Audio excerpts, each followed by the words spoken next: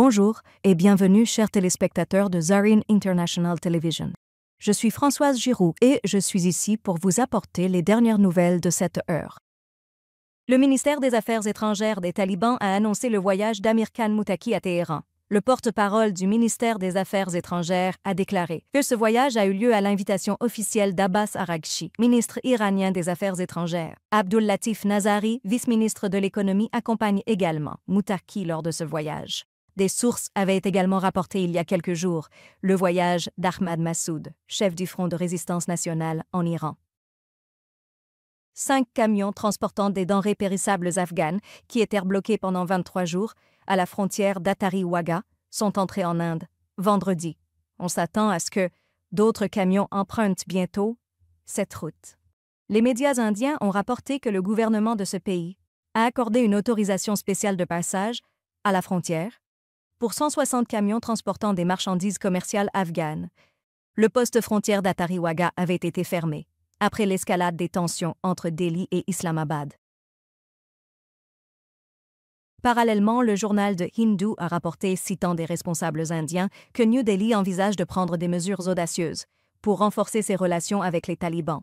Selon ce journal, Jai Shankar a souligné lors d'une récente conversation avec Amir Khan Muttaqi que l'Inde ne ménagerait aucun effort pour élargir ses relations avec les dirigeants afghans.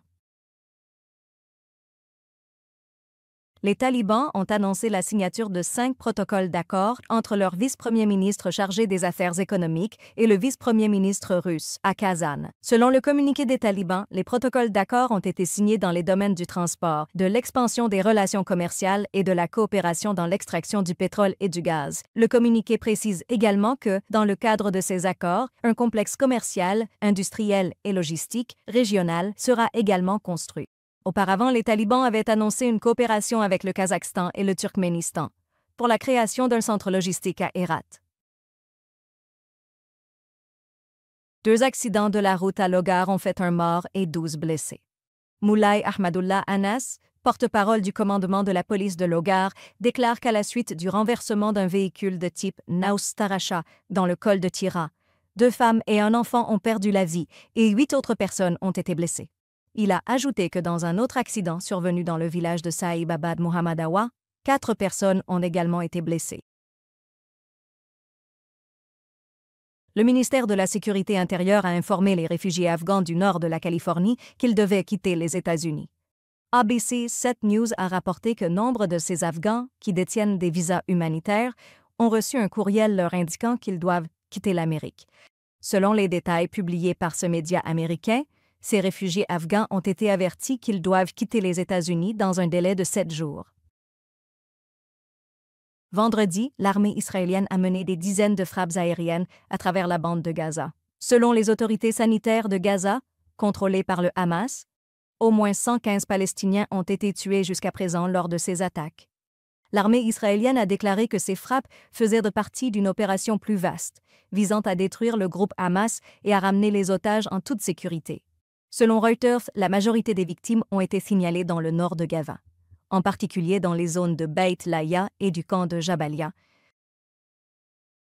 Parallèlement, NBC News a rapporté que l'administration Trump travaille sérieusement sur un plan visant à transférer de façon permanente environ 1 million de Palestiniens de la bande de Gaza vers la Libye.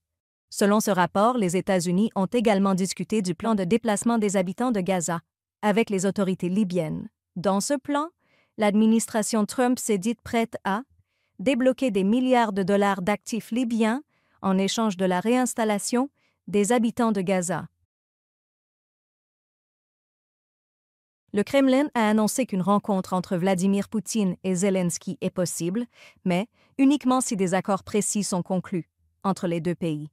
Dmitri Peskov, le porte-parole du Kremlin, n'a pas précisé quels accords sont nécessaires du point de vue de la Russie. Ces déclarations n'ont pas été faites après que Poutine a refusé et que le régime de la République d'Ukraine a été vu en Turquie.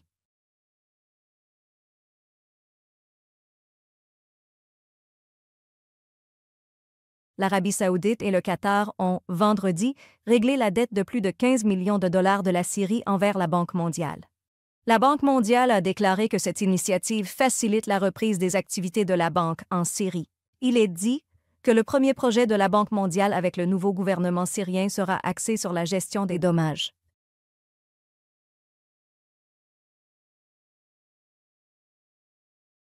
Merci, chers téléspectateurs, pour votre soutien continu. Vous pouvez regarder Zarin TV sur Afghan Procast, GLWEs, l'application Zarin TV et nos plateformes de médias sociaux. Jusqu'à la prochaine fois, puissiez-vous être enveloppés dans la paix et la miséricorde du divin. Prenez soin de vous et que les bénédictions accompagnent toujours votre chemin.